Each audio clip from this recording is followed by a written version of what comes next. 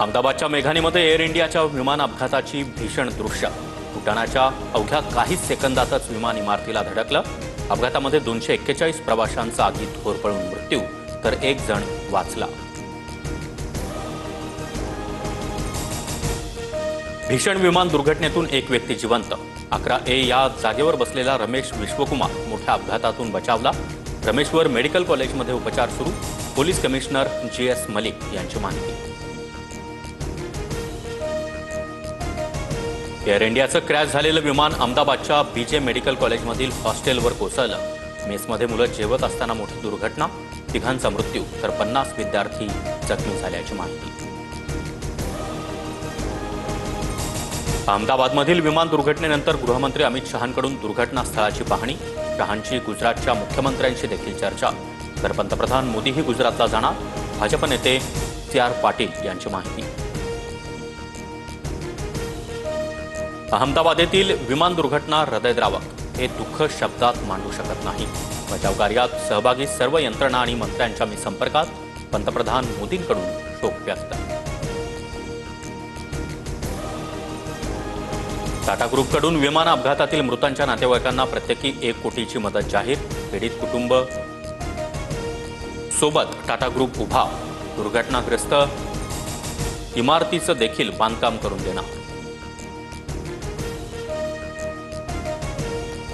अपघातग्रस्त विमानाचे कॅप्टन सुमित सबरवाल पवईचे रहिवासी। सुमित सबरवाल यांना 1100 तास उड्डाणाचा अनुभव होता। आमदार दिलीप लांडे यांच्याकडून कुटुंबियांचं सांत्वन। एअर इंडियाच्या भीषण विमान अपघातामध्ये गुजरातचे माजी मुख्यमंत्री विजय रुपाणी यांचं निधन।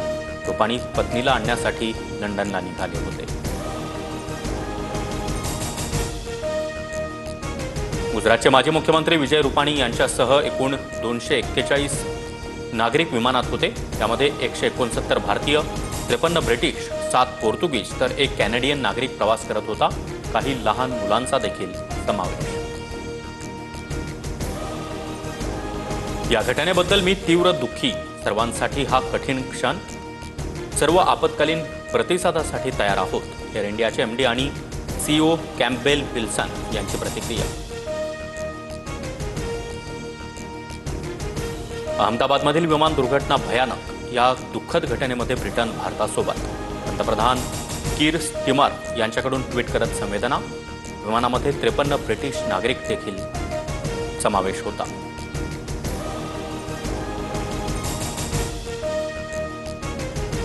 अहमदाबाद दुर्घटनेतील मृतांची ओळख पटवण्यासाठी DNA टेस्टची व्यवस्था। गुजरातचे मुख्य आरोग्य सचिव धनंजय द्विवेदी यांची माहिती। भीषण दुर्घटनेमध्ये मृतदेह पूर्ण जळाल्यानं ओळख पटवणं अडचणीचं।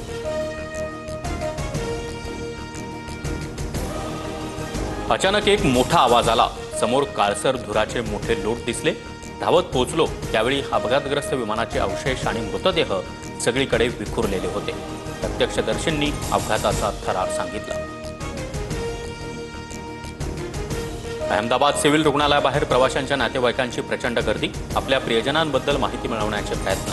प्रशासनाकडून योग्य माहिती मिळत नसल्यानं नातेवाईकांचा संताप।